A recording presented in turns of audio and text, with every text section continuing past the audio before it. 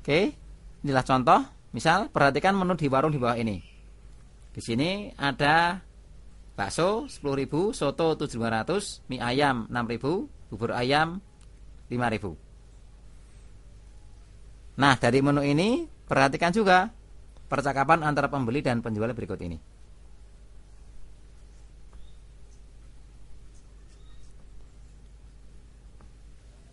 Mang, ada soto apa aja? Ada soto babat, soto kudus, dan soto Bandung.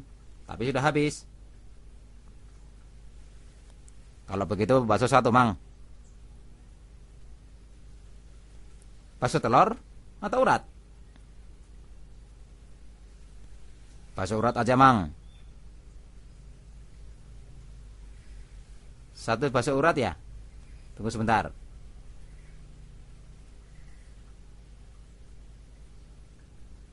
Ini kan, selamat menikmati. Makasih, Mang.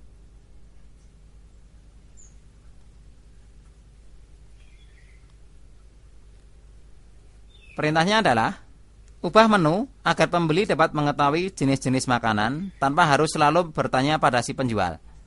Jadi sangat umum kalau kita pengen tahu dari seorang penjual dari sebuah warung, kita biasanya tidak mau bertanya terus-terusan. Dan si penjual juga akan kerepotan kalau setiap pembeli harus ditanyakan dulu, harus dijelaskan dulu apa yang harus ada, apa yang menu yang tersedia. Karena itu mending dibuat menu dalam tulisan tadi kita ubah supaya lebih informatif. Perhatikan dari percakapan tersebut ada 3 jenis soto, yaitu soto babat, soto kudus, dan soto Bandung. Dan ada 2 jenis bakso, yaitu bakso telur dan bakso urat. Dengan demikian, menu dapat ditulis sebagai berikut.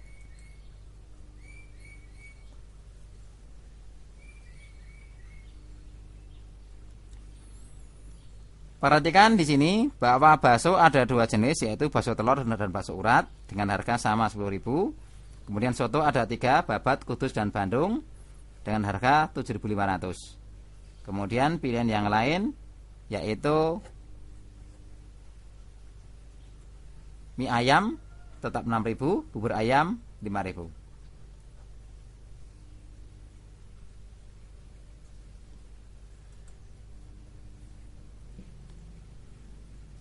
Dalam algoritma maka bisa ditulis sebagai berikut.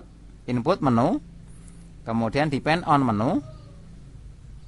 Jika menu bakso maka harga 10.000. Input pil, artinya pilihan untuk pilihan tambahan kalau kita memilih menunya bakso. If pil sama dengan telur, then menu sama dengan bakso telur. Else menu sama dengan bakso urat. Pilihan yang kedua adalah menu sama dengan soto, harga 7.500. Input pil, depend on pil. Pil sama dengan babat, maka menu menjadi soto babat.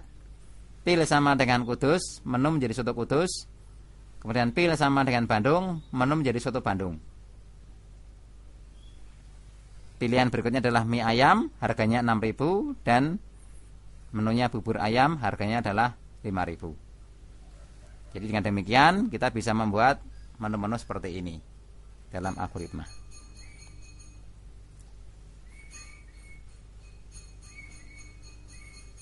Kita masuk dalam latihan analisa kasus. 1. Bonus pegawai. Pernyataan, tuliskan algoritma untuk menentukan bonus yang diberikan kepada karyawan PT ABC berdasarkan ketentuan yang diberikan oleh bagian personalia dan keuangan sebagai berikut. Aturan bonus, bonusnya 1 juta untuk karyawan yang telah bekerja paling tidak selama 5 tahun. Perhatikan, ini 1 juta bonusnya kalau dia telah bekerja paling tidak selama 5 tahun dan umurnya 50 tahun.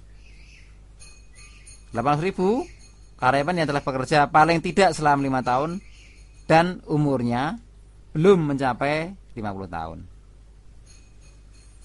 Kemudian bonus 500.000 untuk karyawan yang telah bekerja kurang dari 5 tahun berapapun umurnya. Jadi ada 3 bagian di sini. Silahkan dibuat. Perhatikan buat juga program Pascalnya, karena dalam notasi ini akan berbeda dengan dalam Pascal. Dalam notasi kita bisa menggunakan depend, dalam Pascal untuk kasus seperti ini tampaknya tidak bisa menggunakan case begitu.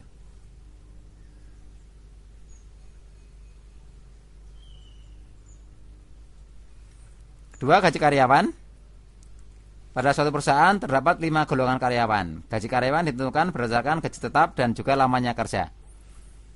Lamanya bekerja, artinya jam kerjanya. Gaji tetap dan gaji per jam tersebut tergantung kepada golongan karyawan sesuai dengan tabel berikut. Jadi golongannya 1 sampai 5, ini adalah gaji tetapnya dan ini adalah gaji per jam, gitu. Jika karyawan bekerja lebih dari 150 jam, kelebihan dari 150 jam tersebut dihitung sebagai lembur dengan tarif gaji 1,5 kali dari gaji biasa. Data yang dibaca adalah golongan karyawan, nama karyawan, jam masuk atau pulang kerja, kemudian harus dihitung gaji yang dibayar. Tentukan spesifikasi lembur dengan lebih persis. Ini karena hitungannya adalah per bulan, maka jam masuk jam pulang ini menjadi sulit, maka kita ganti saja dengan jam per bulan. Artinya jam kerja per bulan. Gitu. Sehingga dengan demikian kita bisa dapatkan misalnya seseorang dengan jam tertentu, misalnya jamnya 170, dia akan dapat lembur 20 jam gitu.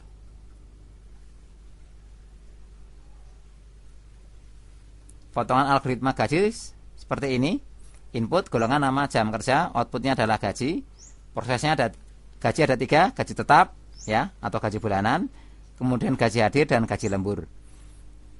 Gaji tetap tergantung dari golongan, gaji hadir, tarif per jam tergantung dari golongan, dikalikan dengan jam hadir.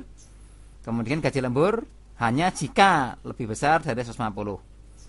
Maka jam lemburnya adalah jam kerja dikurang 150. Jika tidak sama, jika tidak, maka jam lembur adalah 0 ya. Jadi jika kurang dari atau sama dengan 150, maka jam lemburnya 0. Gaji lembur adalah 1,5 kali dari gaji per jam dari golongan untuk tiap jam tadi. Begitu.